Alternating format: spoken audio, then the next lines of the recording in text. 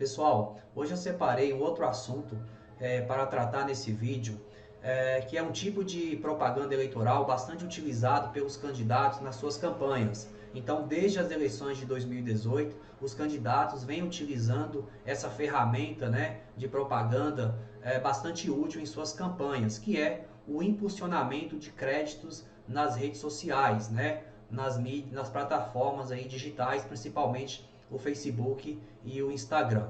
Então, nesse vídeo eu irei tratar alguns pontos muito importantes, alguns cuidados que os candidatos precisam se atentarem justamente para não terem problemas lá no julgamento das suas contas de campanha.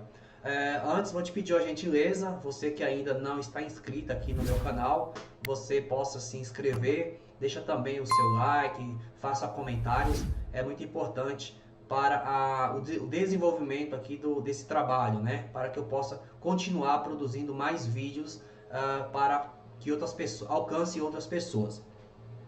Bom, então o impulsionamento de créditos, o gasto com impulsionamento de crédito no Facebook, nas redes sociais, como eu falei, é bastante utilizado pelos candidatos, Então é uma ferramenta muito útil que os candidatos vão utilizar, irão utilizar para atingir o seu público-alvo, o seu eleitorado.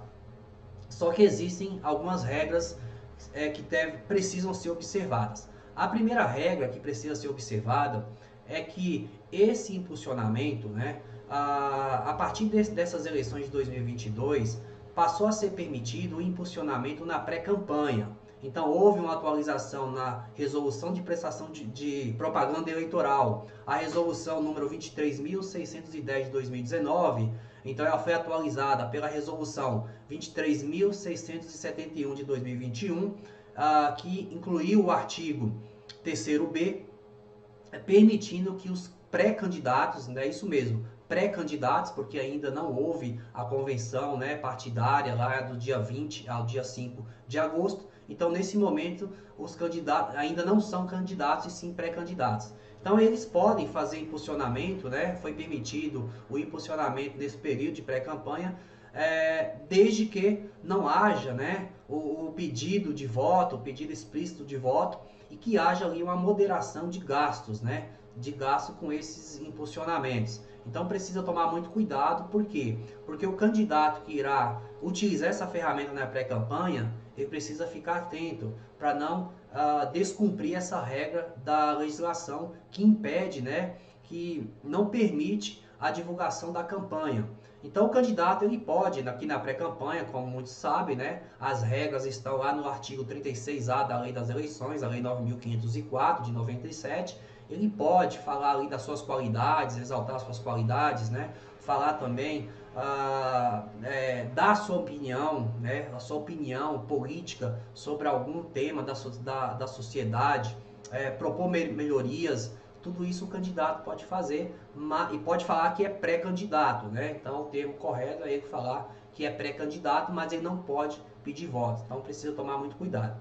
Bom, mas eu quero falar mais a fundo sobre o momento que é permitido fazer gasto, com esse tipo de propaganda, que é a partir do dia 16 de agosto, Então, a partir do dia 16 de agosto, os candidatos eles já terão o seu CNPJ de campanha, terão as suas contas bancárias abertas, o sistema para emissão de recibos eleitorais. Então, esses candidatos estarão aptos, permitidos para fazer esse tipo de impulsionamento. Então, é importante lembrar, primeiro ponto, que o pré-candidato que fez esse cadastro aqui na pré-campanha para fazer esse impulsionamento, é importante lembrar de fazer essa alteração, tirando do CPF dele e fazendo esse cadastro no Facebook, no seu CNPJ de campanha. E durante a campanha, quando o candidato começa a fazer os gastos com esses créditos de impulsionamento, é importante o candidato ter em mente que, no momento em que ele adquire esses créditos, a Justiça Eleitoral ainda não considera como gasto eleitoral, Então, somente será considerado gasto eleitoral aqueles créditos que serão impulsionados, que serão utilizados pelo candidato. Isso significa que o candidato precisa ter o apoio de um bom profissional, um profissional competente, que fará esse cadastro, né, que fará esse controle, precisa realmente fazer um controle da utilização desses créditos.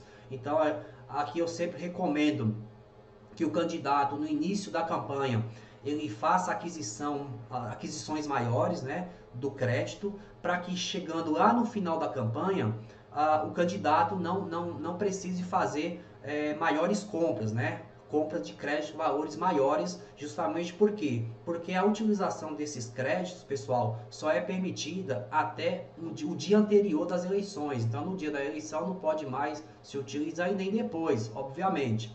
Então, o que tem acontecido muito nas últimas eleições é que os candidatos eles acabam adquirindo muitos créditos, né? Ali principalmente chegando na reta final da eleição, e aí acaba-se a eleição, o candidato continua com um saldo muito alto de créditos não impulsionados nas redes sociais, e a Justiça Eleitoral tem aplicado sanções a esses candidatos, né? Então nós temos muitos casos, né, diversos processos, basta pesquisar aí junto aos tribunais, que vocês encontrarão muitos processos, muitos julgados, né, onde os candidatos tiveram que devolver ou recolher dinheiro, né, aos cofres públicos, ou devolver, transferir valores financeiros, né, aí das suas contas pessoais para os partidos, né? Por quê? Porque toda vez que sobrar crédito não utilizado, no caso boletos, né, boletos de impulsionamento que foram adquiridos, que foram pagos pelas contas, tanto a conta doações de campanha como da conta do fundo partidário, para a Justiça Eleitoral é considerado sobra de campanha, que deverá ser transferido esses valores para o partido, né? O partido ao qual o candidato é filiado ali na circunscrição do pleito.